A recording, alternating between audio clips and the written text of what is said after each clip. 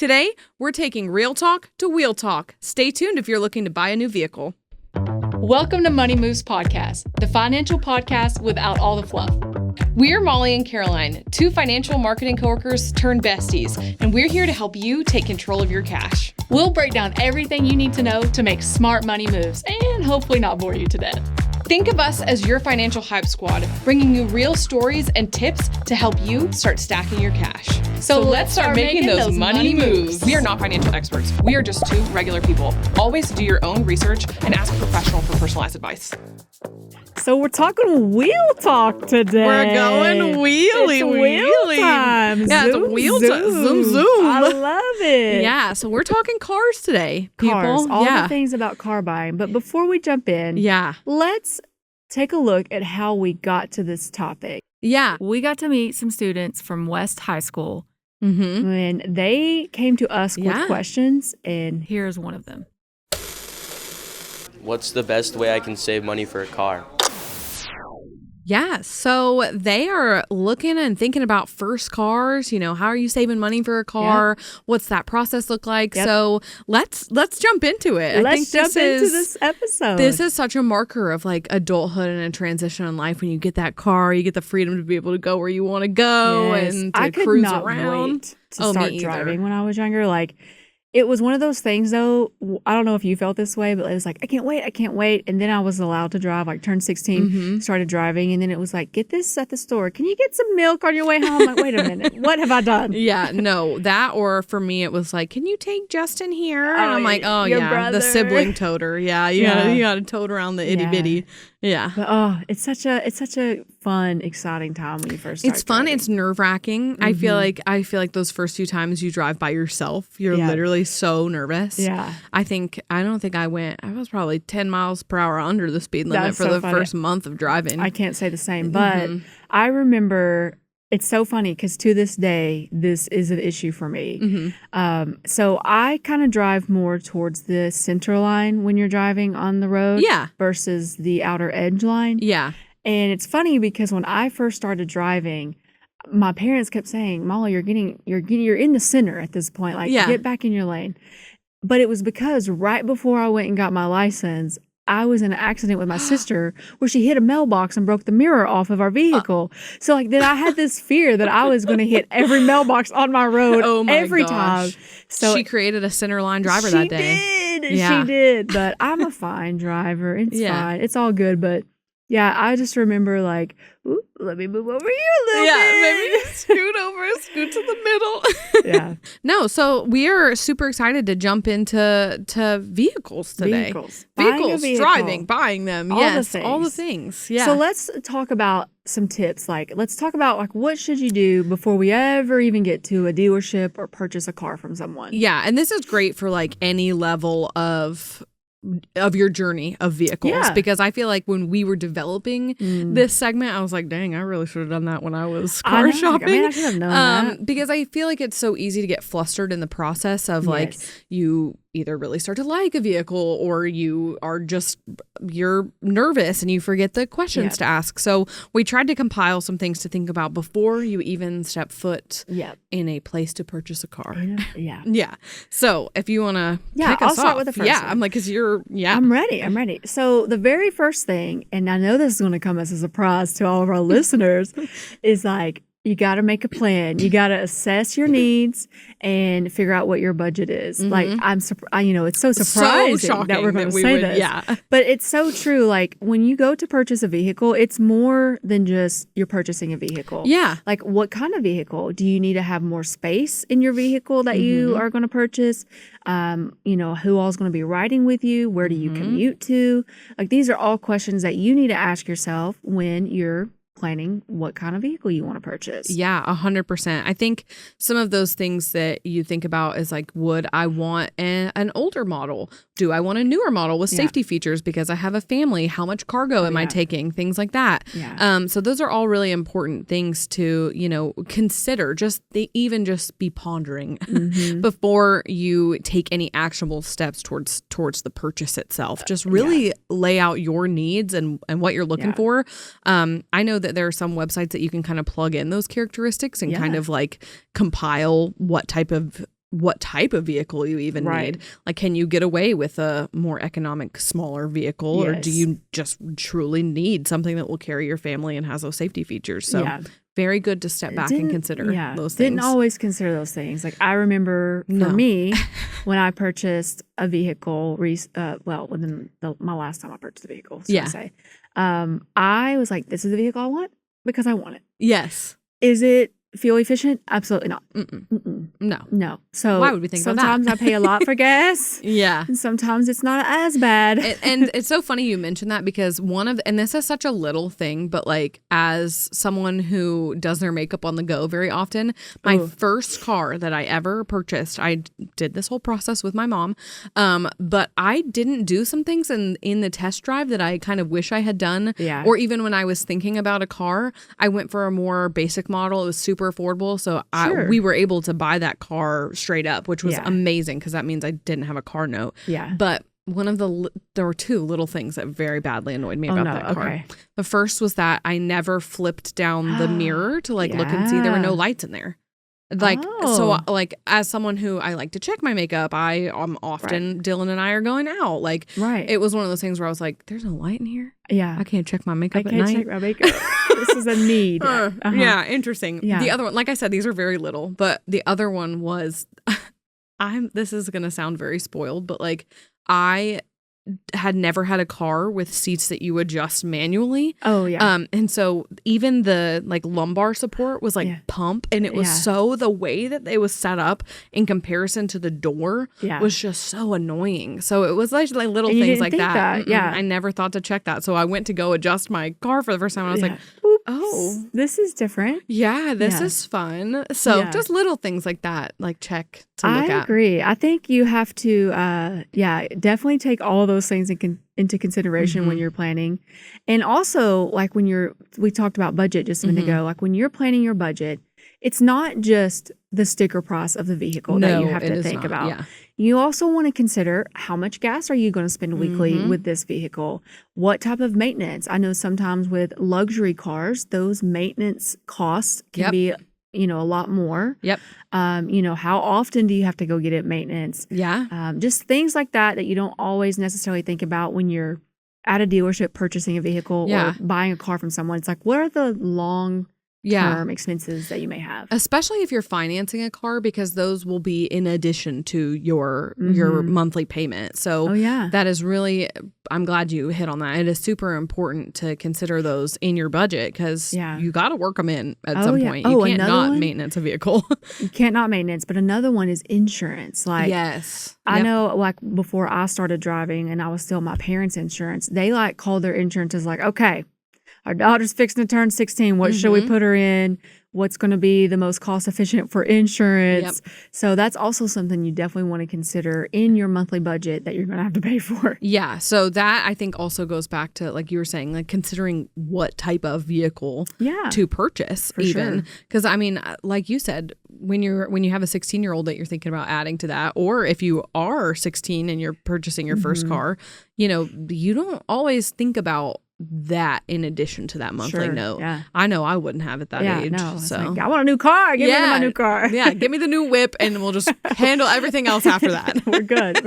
We're riding and buying. Yeah, exactly. So what's our next tip? What's another tip that we should consider? So another thing that you'll need to consider is more research. Oh, great. Yeah. So once you've kind of nailed down, I would say the model, the type of car that you want, it's really important to check things like the Kelley Blue Book, the NADA, Carfax. I would even suggest going to YouTube and Reddit and looking at reviews on brands and make and model to kind of really narrow down your search.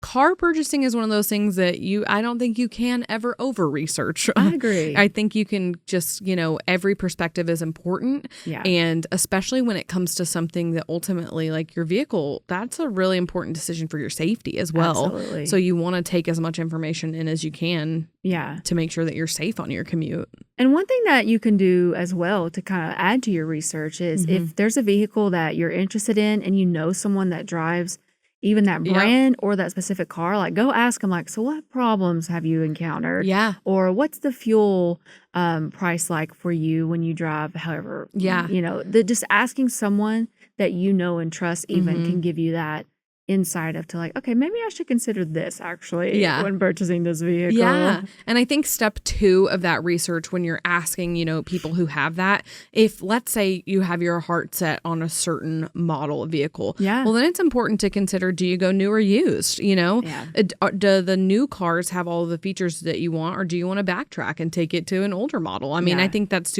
super important to consider in general. Yeah. I think new and used also plays into your budget and like, can you obtain the car that you want at a used price? Yeah. And are you comfortable with that? I think that's also super important to consider in, I'll say, phase 2 of the research. Yeah. And because obviously a lot of people want that new car. Like you kind of want it. Yeah.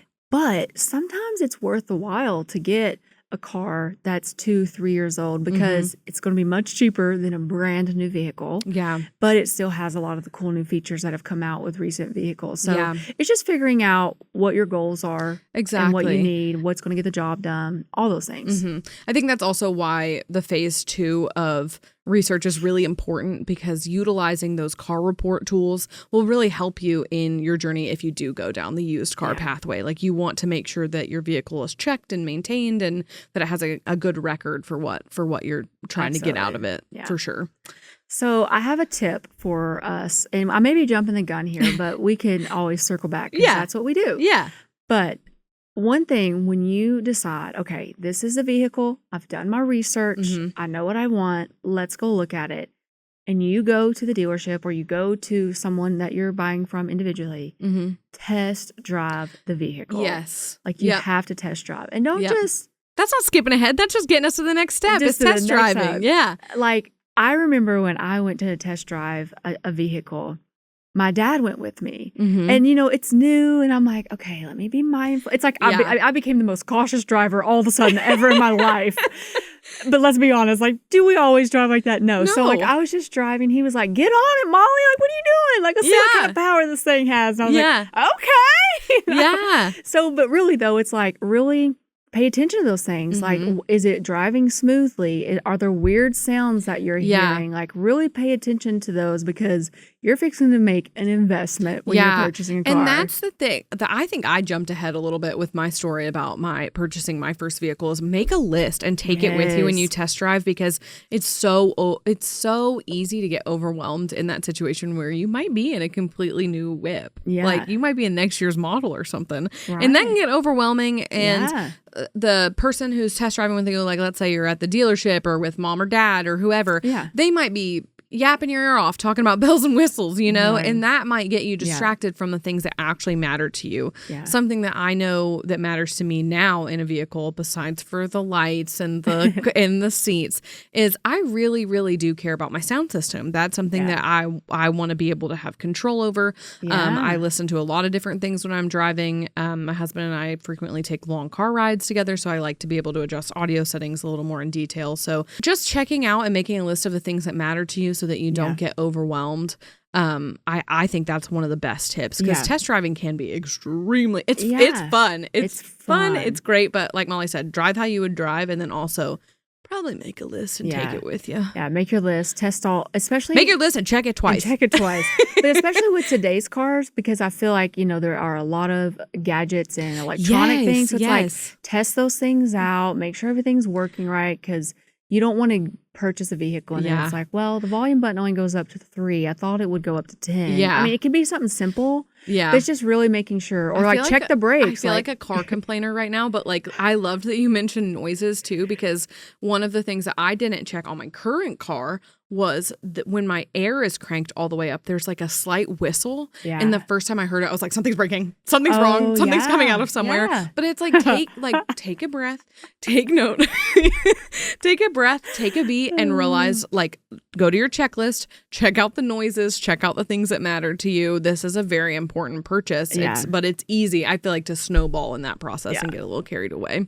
I agree. Yeah. Okay, so you've done your research. Yep. You've figured out your budget. Yep. You've researched your car and test drove it, and now it's time. You're sitting down. You're ready. You're ready to do your contracting negotiations. And so that's our next tip, and that is, don't hesitate to negotiate the price, whether that's at a dealership or from an individual buyer, because you've already done your research. You know what the value of the vehicle worth. Like that's the number one thing I could emphasize is, like, before you walk onto a car lot or go look at an individual buyer's car, know the value of what that car is worth at the time when you go, because that's just going to give you more knowledge and more negotiating power depending on what the seller is asking for. So you really want to know what that is before you ever even go look at the car. And I think that's where some of the research that you do beforehand that we were saying you should probably do, that this is when it comes in handy, is if you have done your research and all that is just, it's adding little pockets of negotiating power. Like every time you do more research, you just put it in your pocket, and that's for you for negotiations later down the line. So, and if you do those calculations beforehand, you know where your threshold is. Yeah. Maybe I can't afford this price, but I could maybe afford if it was $1,000 less, or whatever the situation is for you.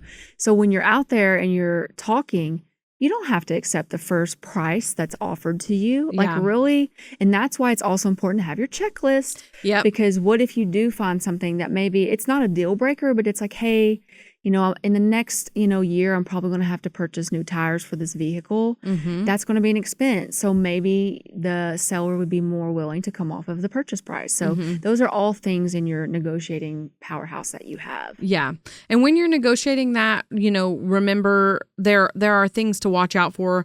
I would say, like, hidden fees, if there are any add-ons to the vehicle that you don't want, you can always talk through that and vocalize that you don't want something. I feel like along with test driving, that's something that can easily snowball of, like, yes, 100%. Like, let's just get this deal done. Yeah. So I always remember, take a breath. Yeah. It's okay to read over it very carefully and make sure you understand what you're saying yes or no to. Yeah. Because you might want to add on more warranty. You might not want to add on more warranty. Exactly. Just things like Depends that. Depends on what your circumstances are. I think that's really good.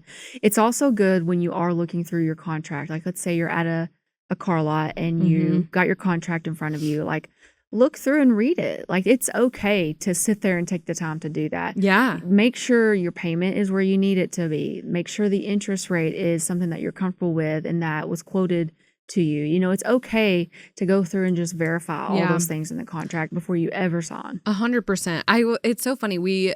Earlier this week, we had talked about text message banking scams and how one of the things that they'll get you in is urgency. So a sense of, like, moving very quickly. It is okay to even stretch it out over a couple days, like, and just take a beat, maybe walk away, come back. Like, it's okay to kick off the process and then be like, whoa. This is like, we're snowballing, we're moving a little quick. I would like to take a second. Like you said, read the full contract. Always remember that is part of the purchasing process as well, to take your time with that. So let's jump into now some of the language or jargon that you might hear when you go to a dealership. Yeah. And if you've never went through the car buying process. Yeah, this is what we're calling the keys to the deal. We have three things that we're calling the keys to the deal. Yeah. And this goes right from what we're talking about is the jargon of what they're going to talk to you about. Yes. Yeah. So the first one is MSRP. You'll hear that a lot when you're researching for your car. Yeah. And it's the manufacturer's suggested retail price. That's what MSRP stands for. This is also very interesting. If you're doing your research, like we talked about, the MSRP is what will appear on, like, the brand of car's website. Like, they're not posting the price that is on the lot. They will be posting the MSRP. Yeah. You'll also hear that referred to as the sticker price as well. And you don't want to pay that. You don't want to pay the MSRP. Yep. So that is just a reference point that a lot of times you'll hear, and it's just that manufacturer's suggested price. That doesn't mean that's what you have to pay for it, though. So keep that in mind. That's why it's important to look at things like the NADA value of it to get a more true value of the vehicle. Yeah, for sure. And that gives you negotiating power, as we talked about earlier. Negotiating power. And speaking of negotiating power, the next word that we're talking about is out the door price. Yes. The OTD.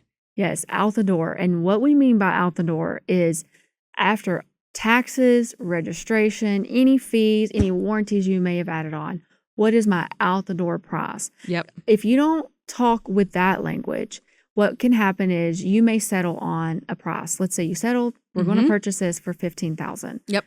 Then we got to go and we got to look at the tags and the taxes and all that's got to be added onto that. Yep. And so then when it's all calculated, it's actually more than that, which could make your monthly payment be more. Yes. So it's important that you know. Could push you out of your zone of comfortability, honestly. That's so true. Yeah. So it's important to know, like, what's the out the door price with everything that I want? What is that number? And then that can give you a better assessment of like where you're going to end up at when you get to the contract. Yeah. OTD is all about avoiding those surprises when you're signing. Yeah. You don't want to, that's the power of negotiation key we're trying to give you. Yeah. Yes. And then the next key is timing your purchase. Yes. Which I feel like sometimes you can't help that, Sometimes if you need a new vehicle, you need a new vehicle. Exactly. For example, I, with my first vehicle into my second vehicle, sure did total in a wreck, and sometimes you can't help that. So like this is one of those tips that's like it's a key to the deal if you can accomplish the timing if you can.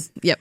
So the first key to the deal is consider purchasing around annual events like quarter end or semi-annual events or year-end events. Sometimes dealerships will run promotions during that time, so you can get some deals there, or the manufacturer will offer rebates that get to come off the price. So those are times that you might want to consider. Yeah, 100%. I would say that that's probably something you can consider with, local Reddit pages, looking and seeing like what's the flow of like whatever the dealership that you're looking to go to. What is their flow of like deals and specials and stuff.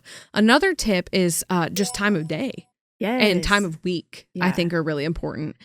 Weekends are often typically dealers' busiest times because people have the freedom and the time. It's the weekend. You can go. You can shop around. You can take your leisure. So it might be worth it to take a day off on a Monday and hit up the lot because they are probably a little bit emptier and probably have the time and the motivation to negotiate with you a little bit more. Oh, well, that's a good one. I like that one. Yeah. This is one that I actually used and I hear it often, but it's also like the time of year. Yep. So a lot of times in like August, September, those time frames, dealerships get the next year's model vehicle. Yep. So like for this year, 2025, around that time frame, the 2026 models are already going to be on a lot. Yep. So a lot of times they're wanting to move some of that inventory. Yep. And you're able to get a new car for a better deal because the new cars are already on the lot. So I actually did that closer to November. And then my husband actually did that too. And he did it in December because they're wanting to move that inventory. Yeah. So they're ready to make some deals. Yeah. That's awesome. That's such a good tip. Yeah. I think that really plays into the thing we were talking about at the top of the episode, which is, when you do your research and like, let's say that you really want this model, that is a great time if you can bide your time to sneak in there and maybe get your model at a better negotiating point in time. Yeah. Yeah. And then the other one is just holidays. Like sometimes they'll do like President's Day sale or I don't know, July 4th, I feel like it's like another like. I feel like that's when you start hearing the car commercials on the radio. They're like, bye now, freedom and independence, and come in and we're doing the big 4th of July sale. It's so true though. So that's the thing is like if you're hearing those on the radios, they might actually be very true. It might be a really good time to swing in it for a sale. Check it out. Yeah. Check out the sale. Yeah, check out the sale. Might not. I mean, maybe not every round of radio commercials is spot on with that one, but if they are advertising a sale and you're looking for a new vehicle, it might be a good time to swing by the lot. Check it out. So the next tip that I want to kind of dive into, and I also did this. I should have made us confess these tips along the way, but I didn't think about it. Confession, I did this. The whole episode's actually just a confession. Molly's tips and what Caroline hates about her car. Oh, it's so true though. But anyways, so when you're ready to purchase a vehicle, whether it's through someone independently or through a car dealership, My recommendation is that you go get pre-approved at your financial institution. Yeah. The reason this is the biggest key to the deal, the really. largest key of the set. The reason is it lets you know, here's my limit. This is the max that I can go. This is why I want to know that number so I can say my out the door price is $20,000 or whatever. Yep. Because that's what you've been pre-approved for. Yeah. It also allows you to ask some of those questions from your institution that you may be wanting to get answers to before you get to the dealership. You know, like what does this mean? Is this the best rate I can get? All of those things are conversations you can have with your financial institution and be ready and prepared when you go. I did that when I went, and it really did help because, you know, when you're talking to someone, they're wanting to get their best deal. You're wanting to get your best deal. 100%. And I knew what I could afford and where I was at. And so it really helped me with saying no to the questions I needed to say no to and yes to the things I needed to say yes to. Yeah. I really do think that's the biggest key to the deal because, like you said, it gives you your yes and no power. Like what can you say yes to and what can't you? And that honestly, it helps in everything that you're doing when you're negotiating that deal. So I think that's the best one. Oh, yeah. Now, I don't want to scare anyone away and they just don't ever go to the dealership and they go straight to their financial institution, because there are a lot of programs out there where they work with the dealerships. Like at TVA Credit Union, we have an indirect program where we work with our dealerships so that you don't even have to come in and see us. You can do everything at the dealership. So there are programs out there. So if you're not sure, just ask your institution. Yeah, I think that's also such a great thing to hit on, because like if you ask your financial institution, you've done your research, you have a dream car you have in mind. Let's say you've even taken the steps to test drive it and you've been out and seen and you know exactly what you want. Maybe you can go to your financial institution and see like, hey, what dealerships are that have this or in this, you know, in the system that we can, in the network. That's a good way. Who do they have that? Yeah.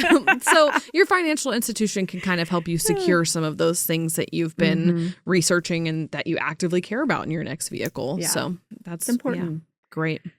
As with any decision, you know, it's always just a coin toss up. Oh, stop. It's always a flip of the coin, some would say. A flip of the coin for the on which way the destiny will take you in your decisions. How will the cookie crumble? I think it's your turn to toss. Is it? I couldn't ask. I couldn't remember. I couldn't ask, therefore I couldn't remember. I couldn't remember if you asked me is what I meant to say. I don't remember either, but I'll take the time to toss the coinage. Yeah. So you're going to toss it out, and depending on what you say. Yes. Welcome to Coin Toss, as we should probably intro this section.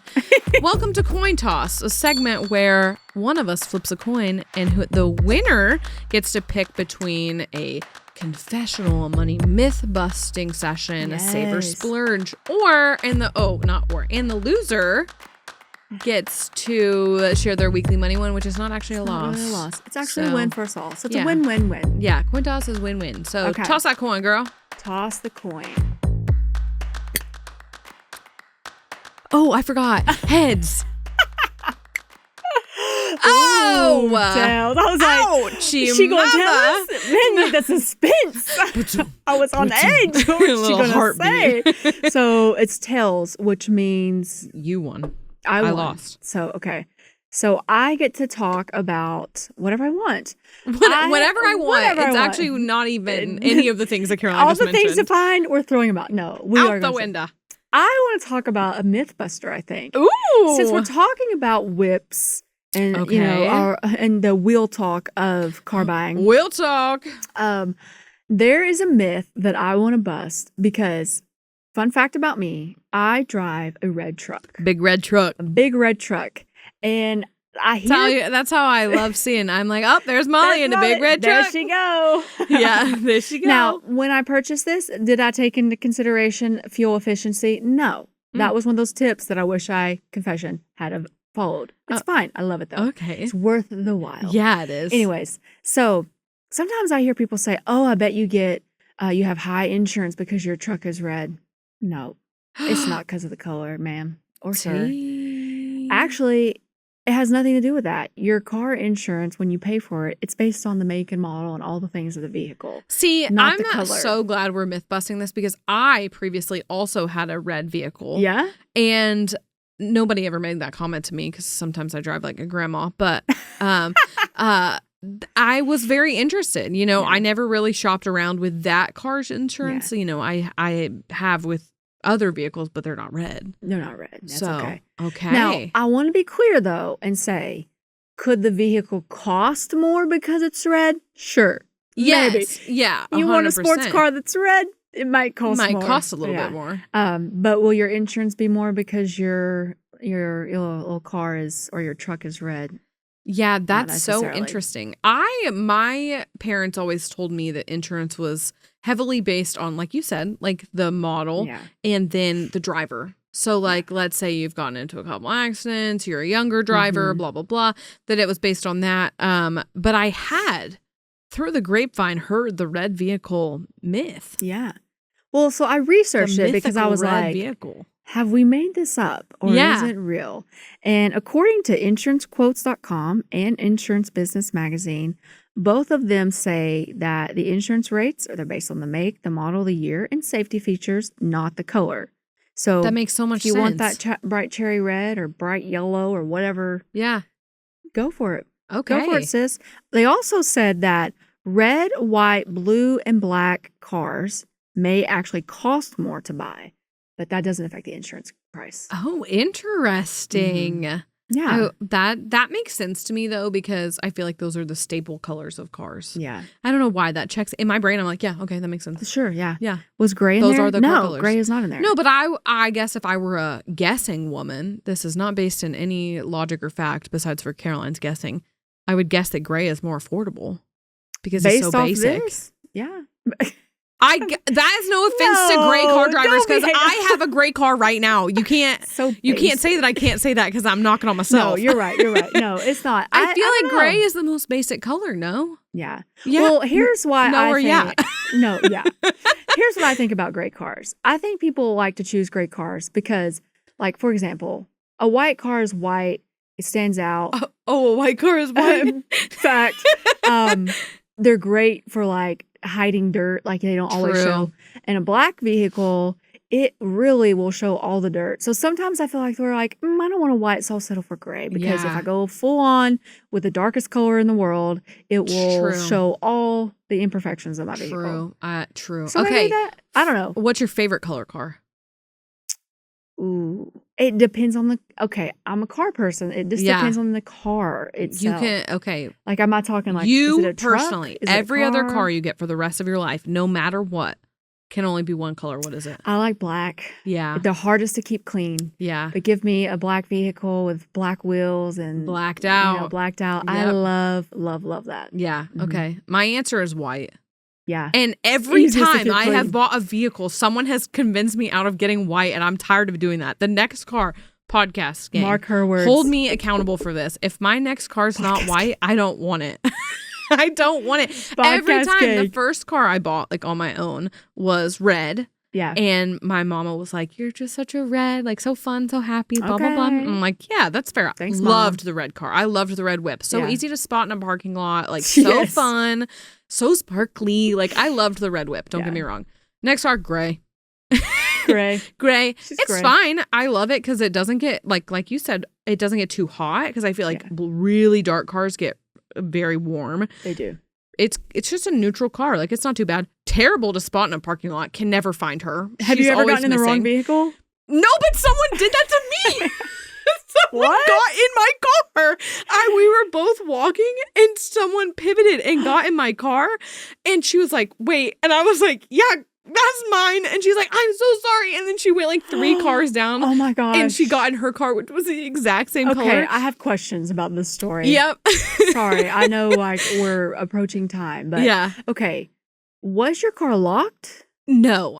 Okay. Yeah. And so it was already unlocked. So you actually got to witness her like she fully was like, oh, and I was like, I was behind her. I was like a couple of feet behind her. And I was like, yeah, that's my car. It was very awkward. That's it was so very funny. awkward. But she got in the same color, make, model, everything. A couple, like literally couple spots down. That is so But the funny thing to me, me is I have some stickers on the back of my car. yes. And she didn't notice because I looked. I was like, does she have stickers on the back? No. No stickers. So she was probably It's okay. she was It's zoned funny. into what she was doing. I remember as a kid, I this was happened. just scared. I was like, what are they doing? No, But she was really sweet. It was that's so funny. funny. Yeah, that happened to me as a kid once. My mom and I forget, we went into like the pet store or something. And Yeah. when we came out, we got in the vehicle. And like, I had this moment of like, everything looks the same, but this doesn't feel is the so same. wrong. There's something off about this. The vibes are terrible in here. There is something quite different, actually. And I remember my mom went to put the key in the ignition, and she was like, "We're in the wrong car, Molly." So funny to me. And so, of course, we laugh about it and moved. I mean, I feel like I was like in 3rd grade when this happened, but I That remember is- like you we remember got it. in and I'm like, You remember the feeling of it being wrong. this That's doesn't crazy. feel right. Like even though it looked identical, it's like, That wait, is so funny. there's not all my kid, wrappers on the floor. I don't know. Where are my kid wrappers? Anyways, well, we hope you enjoyed this episode of I didn't Money even do Moves. my weekly money win. I'm so sorry. I forgot. We got carried away in the coin toss. we got way Yeah, too- what's your win? My Tell us your weekly win. money win, honestly, is I'm like, do I even say it now? Do we even need a weekly money you win? need to tell your win. My weekly money win is actually pretty big. I'm pretty proud of this one. So I know that we've talked about budgeting in previous episodes and we encourage different methods of that. And I've spoken how mine is the digital enveloping method. Yeah. This past cycle of like being paid and doing my budget and blah, blah, blah, I actually doubled my grocery budget because I had been we live in a crazy time, you know. And I ever since COVID have been a very, very afraid of running out of things in my house. I'm not sure if anyone else ran out of toilet paper during that time.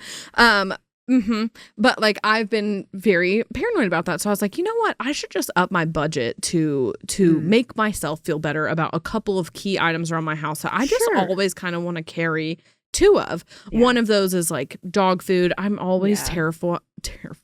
I'm always scared that I'm going to run out of like pet food and stuff like that. So I was like, you know what? I just need to finally do this to give myself a little bit of ease of mind and like do a double trip of everything, like put it in the deep freezer, get the dogs an extra bag that we just like have hanging out. And I was able to successfully do that this past month, which I thought was really big because I feel like it's really, really hard right now to put extra in your budget. Yeah. And I was able to do that. Win. Yeah. It's because of all your preparing and planning. planning. I will say I didn't even really budget until a couple of years ago. I was just kind of, doing it just to do it. And so to me, this was such a big budgeting win that I'm like, That's great. Budgeting is one of those things that you don't often see very tangible wins from. It's something that builds up over time. But this was something that I was like, no, let's adjust these for this month and knock it out and do it. Yes. And so it felt really good. And I wanted to share. That I thought is it was, awesome. it I'm was proud a of really, really good I think it's also good too because there's been an increase in the cost of food. I feel like over the last year or so, and then with all the talks in the world right now with tariffs and things, prices are changing. No, and that's exactly why I did it, because So- I was like, at the end of the day, if this will help me in a month that I need a pinch and I need to skip on something, at least I have a couple of extra supplies here at the house. And it's just one of those things that's for peace of mind, because like you said, it's very, very interesting times. And anything that gives you a peace of mind and that you can work into your budget. I love that. Yeah. I love that. I think that was a big win for me. That's a big win. Thank you. Wow. Budgeting wins are so hard, I feel like. So I was really proud of that one. Sometimes you get in the grind of it and you just are like, is it ever going to give? Yeah. So I love to be able to hear stories like that. And I feel like a lot of the time it's like skimp, and it's all about like scraping down, rounding down. And I was like, no, I'm going to adjust this month. I'm going to make some different allocations in different categories, and I'm going to tackle this one. I'm going to do it this month. Like I'm tired of being nervous about this. Yeah. And so, just doing it and knocking it out felt really good this past. That's awesome. I would say it was 2 weeks ago. It was not this week, but it is my May monthly budget. So I was really happy about that. That's great. Yeah. Well, And you tried to skip that. I tried to skip over that. I apologize. Sorry about that, my friend. Now we can end the episode. Now it's time to end. I don't want an end, but we will come to an end. We never do. We never want to end. Well, we really appreciate you guys tuning in to this episode of Money Moves by KTVAECU. If you have any topics you want to cover or you just want to chat with us, give us some feedback, you can email us at podcast@tvacreditunion.com. And if you just can't get enough, you can follow us on YouTube, TikTok, Facebook, Instagram, social media. We're all there, TVA Credit Union. And with that being said, Keep making those money moves.